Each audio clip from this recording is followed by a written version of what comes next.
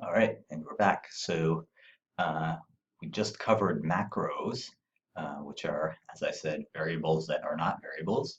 Now the next step is to cover flow control. Now any of you who know anything about programming or any background in programming, uh, this will all be sort of very familiar to you. It's just a matter of learning the syntax in Stata, but otherwise it will look very similar to uh, if statements and for loops or other types of loops in normal programming language like Python or Java or C++.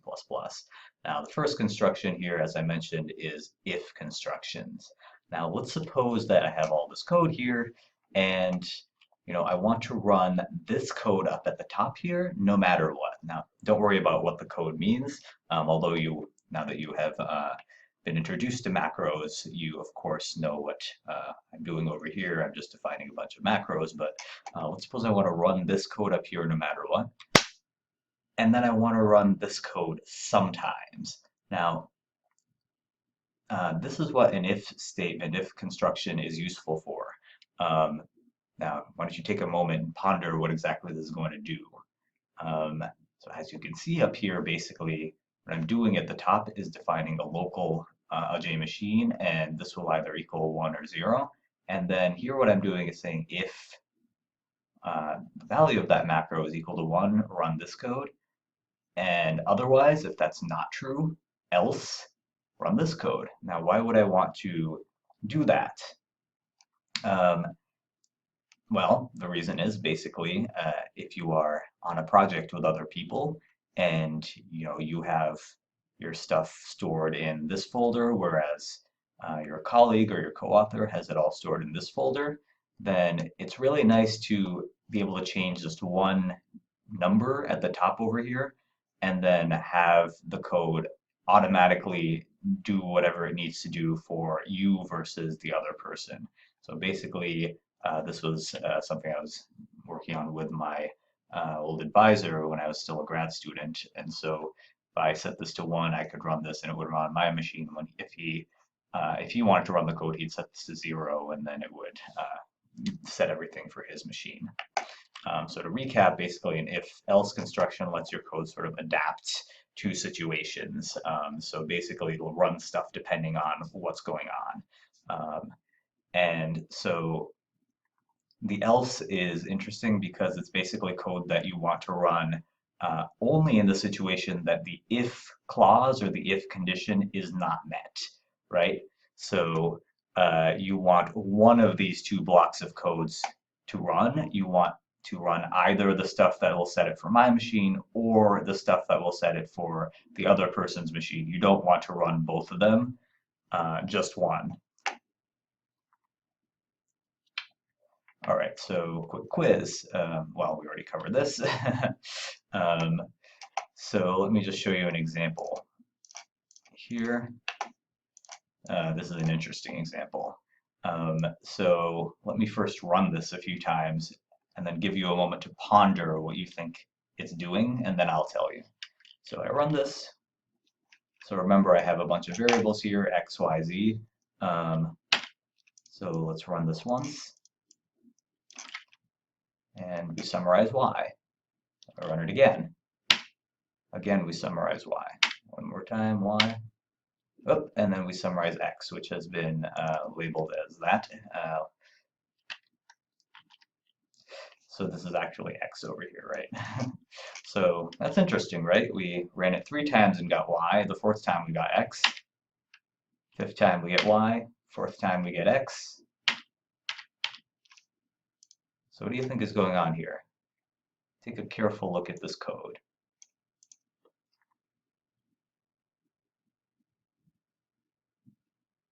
So obviously this is an if-else statement. So if this happens, we want to summarize x. Otherwise, we're going to summarize y. Well, obviously that's what's going on here, but why is it that we're getting a different outcome every time we run the code? Well, this is where it helps to know what these commands mean. So runiform is a function that generates a random number between 0 and 1. So I can type this in here, and so I get something around 0.6. Run it again, I get something around 0.3. So basically this is just generating random numbers. And then what I'm doing, I'm rounding that random number. So basically, if the random number is equal to 0.5 or greater, this is going to evaluate to a 1. Oops.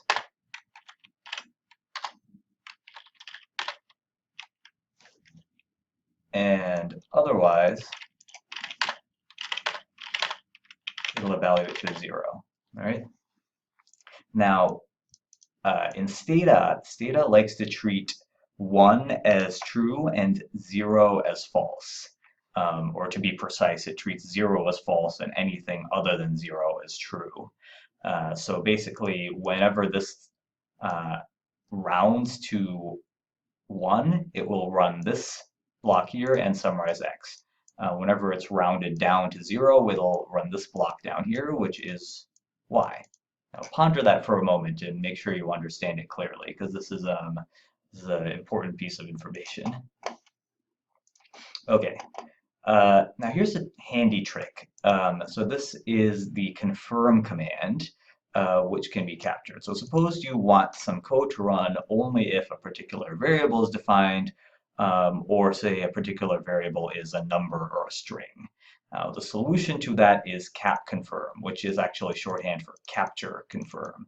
So we write this as capture confirm variable x. Now what is this doing? Basically what this is doing is telling Stata, I want to know whether there is a variable defined called x.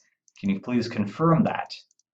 Now, if you were to run confirm variable x by itself and x is not defined, Stata would throw an error, right? So I could show you this here, confirm variable blah, blah, blah, and it'll throw an error and say variable is not found.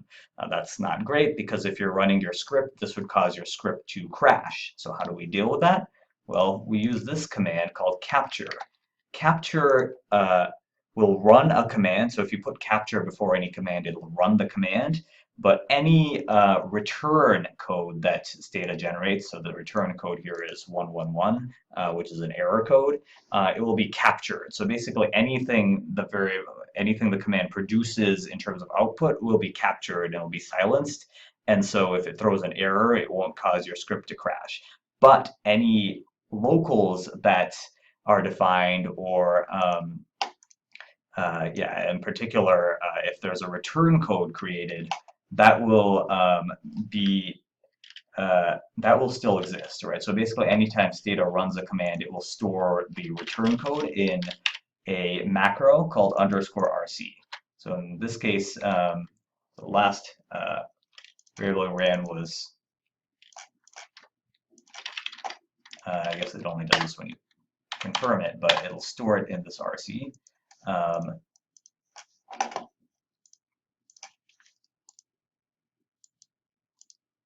And so let's suppose we have a variable called not yet defined, right? Now, if I were to just run this, so not yet defined, it'll throw an error, right? Now, what I can do then, well, that would be a problem if we wanted to do this. So let's suppose I run this. So it's going to confirm the existence of not yet defined, and if it doesn't exist, it'll define this _rc, and it would set _rc to be something other than 0. Because it'll say that the error code is not 0. So I run this, and it'll say, well, need to define not yet defined. Why? Because it's coming back with an error code that's not 0, and so it's just displaying this, right? This is evaluating appear as false, and so it's coming down here. All right. Now, if we generate not yet defined or define it, and now we run exactly the same code, now it summarizes it. All right. So this is quite handy if, for example, you're running some kind of loop or doing something many times, and you only want to define something once. So you'll run this once and have that done. Now, I will leave you to look into all the possibilities of the confirm variable on your own.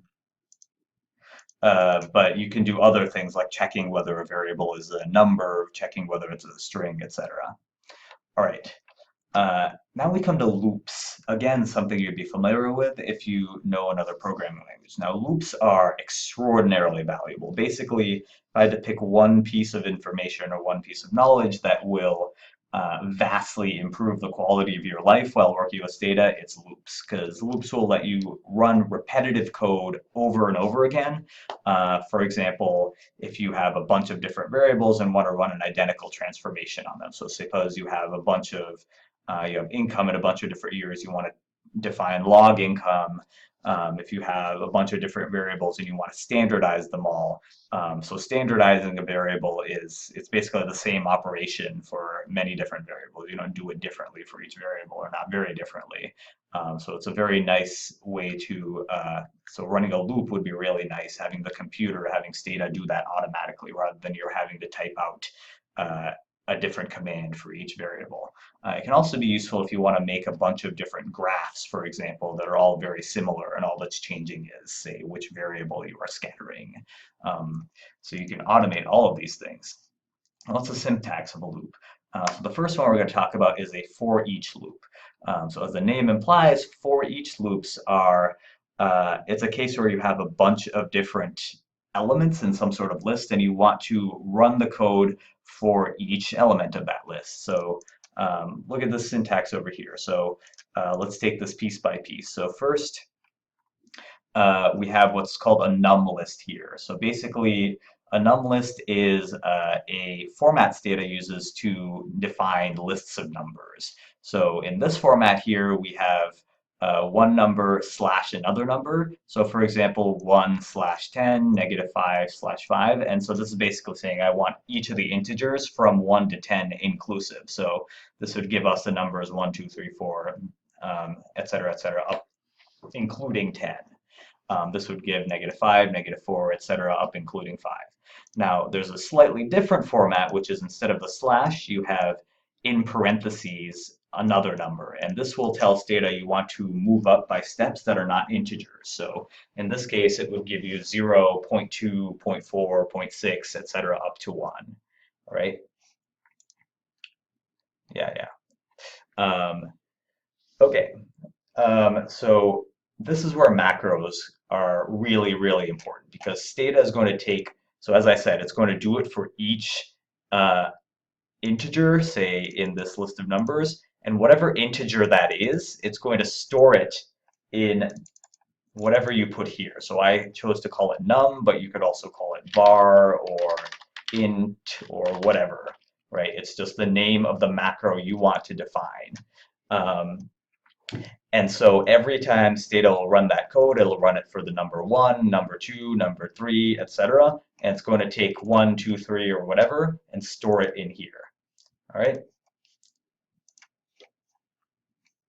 And so this is great because you put whatever commands you want looped over in here. And then you can refer to num if you actually want to use the number that we're working on, right? So let's take a look at an example down here. So let's suppose I have 10 variables, k1 through k10, and I want to summarize all of them. Now, it would be a real pain to type out some k1, some k2, some k3, etc., etc. So what I can do instead is loop over the numbers 1 through 10. And now, remember, it's going to store, so it's going to run this 10 different times, and or rather for each of the numbers in this list, and it's going to store that number, whatever number we're on right now, into a local called num. And then I can use that and actually stick it into the name of the variable, right? We did this earlier. I think I demonstrated this to you in the video on macros. So I run this command, and lo and behold, it summarizes all 10 of the variables beautifully, right? And that's just 3 lines of code. And one of them is a closed brace, so really it's almost like just 2 lines of code. And that's really convenient, and you can do it for all different types of applications, right? Suppose instead I wanted to display the names of all these variables. Then I would change this to a display and then put quotes around this, and now it's displaying all the numbers here, right? Very handy. So just as a quick check, a quick quiz, why don't you think about what this code does here?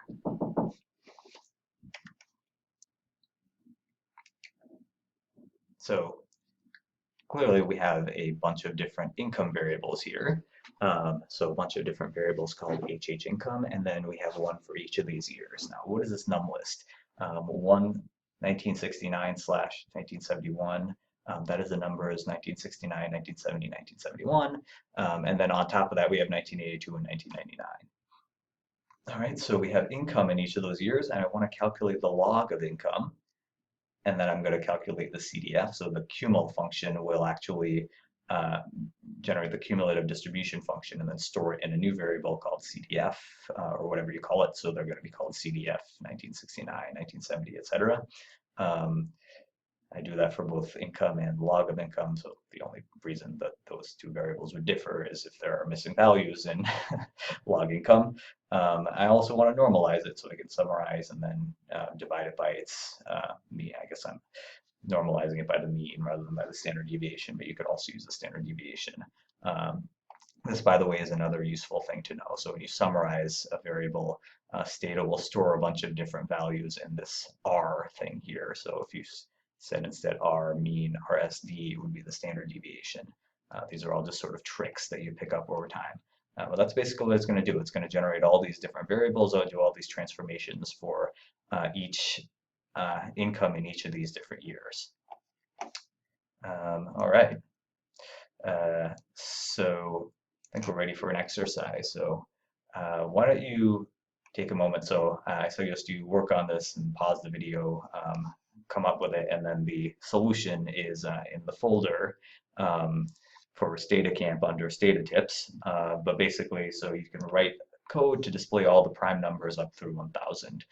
So here are some hints. The mod function is really useful. So this will give you the modulus of one number with respect to another. If you're not sure what that means, you can look it up on Wikipedia. The display command can display numbers, so I think I've shown you that a few times now.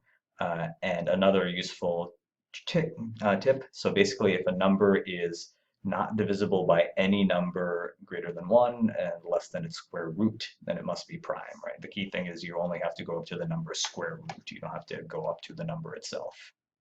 All right, so why don't you pause the video and take a shot at that, and then you can look at the solutions, or at least my solution. All right, one last thing. So there are some variations on the loop. So for each doesn't just have to loop over numbers, it can also loop over lists of variables, or really lists of anything. So the important thing to note here is that there's slightly different syntax. So if you're looking at a list of variables, you would type for each var of var list and then the list of variables. So you can either write them out, or you can, if you have a bunch of them in a certain order, you can write the first one and then type a dash, and then the last one, it'll go through all the variables in that ordering. Or you can, if you have a bunch of different, really anything, any strings, you want to loop over those for whatever reason. So suppose you want to just generate a bunch of new variables. You can use this format for each, and then the name of the macro, and the word in, and then the list. Basically, this has to be just a nice long string of words. And so just to give you an example of that, see over here, so you remember earlier we used a num list to summarize K1 through K10. We can also use a var list here. So summarize var of var list, and then I'm saying K star. How Stata interprets this is to, you're telling Stata, I want to find all the variables that start with a K, and then they can end however we want. So this is basically going to be all of these variables here. And so if I summarize this, I get exactly the same thing as before, except now I'm doing it with a var list. Another useful thing is you can also combine loops with if statements, and this is quite valuable, especially be valuable for the exercise with prime numbers. So for example, here I am typing for each num of num list 1 through 10, and then if mod of that num 2 equals 0, replace blah, blah, blah. So basically what this is doing, mod num2 is saying, okay, take the number here that we're on, and then take the modulus of that with respect to 2. So this is basically doing So when you divide, remember when you're like in third or fourth grade, you used to do division or long division. You'd get the divisor and then the remainder. So mod will basically just get you the remainder. So if the remainder, when I divide this by 2, is 0, in other words, if this is an even number, I want to replace that variable with itself times 10. All right. When I run this, you see it makes changes to 5 different variables, right? Because from 1 to 10, there are 5 even numbers. And now when I summarize each of these, you can see that the odd numbered ones look very similar, but the even ones now have standard deviations about 10 times what the odd numbered ones do, and that's because I multiplied it by 10. You can also run some very exotic loops here. So here what I'm doing is defining locals, command 1, command 2, command 3, and each of these is actually a regression command, right? And I can actually loop over these commands. How? By using nested loops, right? Um, or nested macros, right? So we talked about this before, right? So I'm taking, looping over the numbers 1 to 3, storing those in num, and then now that's going to be interjected right over here, which is going to become part of the name of a new macro, either 1, 2, or 3. When I run this, basically run a bunch of different regressions here, right?